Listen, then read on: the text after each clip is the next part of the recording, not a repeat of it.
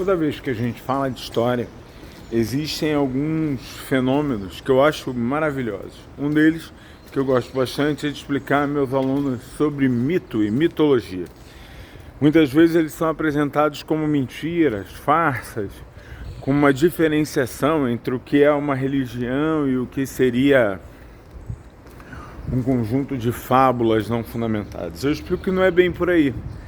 Mito faz parte de uma construção de uma explicação. Ele, de alguma maneira, ele pega algo que é muito comum, que está ali, que os homens querem discutir, entender melhor, que eles querem perceber o fundamento e começam a construir maneiras de criar uma forma mais fácil, metafórica, comparativa, e as pessoas possam compreender. A gente tem alguns exemplos, por exemplo, Fortuna e Nike, que são deusas relacionadas ao mundo grego e que trabalham diretamente com essa... Nike é a vitória, a Fortuna é a boa sorte, em que você trabalha justamente com a ideia de que ela escolhe os seus, ela agracia os seus. Quando você passa, por exemplo, em modelos como o da graça, aqueles que são escolhidos dentro de uma tradição cristã muito forte, em especial em algumas tradições protestantes, se a gente for chamar assim, calvinistas, você trabalha com a perspectiva de que a tentativa de explicar aqueles que recebem boas graças, aqueles que recebem favores que você diz assim não tem sentido.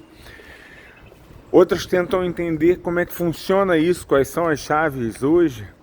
Muitos dos debates que as pessoas fazem, desaconselhamentos, tal, eles pegam muitas vezes dessas explicações. O Paulo Vieira usa a expressão sucesso deixa pistas, você tem o homem mágico da Babilônia, pai pobre faz, primo pobre faz referências a isso, é a ideia de que você pode observar como foi feito determinado movimento e gerar uma explicação para aquilo. O homem mágico da Babilônia é uma estrutura metafórica. O Dale Carnegie faz estruturas metafóricas. É só para a gente entender, de propósito, que mitologia não precisa ter um dragão constituído, que mitologia não representa de nenhuma forma mentira, mas uma estrutura explicativa que facilite de alguma maneira a compreensão, mesmo para quando você não tem clareza daquela compreensão. Em história, muitas vezes essas coisas se misturam, que as pessoas vão se tornar apaixonados pela própria história e não pelo seu senso. Agora tem sempre aqueles que são os portadores da ciência, aqueles que interpretam e discutem e que vão dar sentido a essas mensagens. A tradição corânica tem muito isso. Você pega o Alcorão, e o Alcorão, ele, para um grupo grande da religião, ele vai precisar de uma interpretação, seja por um conselho, seja pela ideia de um livro que foi guardado como a interpretação correta do que estava sendo visto, elaborado. Então essas tentativas de pegar uma passagem, uma estrutura, uma história e transformar ela de alguma maneira em algo compreensível, que permite ser reproduzido, que permite ser compreendido, que permite ser defendido, é um elemento que é fundamental. E eu posso continuar. Sun Tzu, quando vai trabalhar a arte da guerra, vai trabalhar com uma série de elementos, onde você vai dizer assim, mas isso aconteceu, não aconteceu, é menos importante.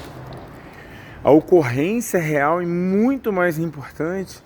O sentido que de alguma maneira é ofertado, explicado, trabalhado ali.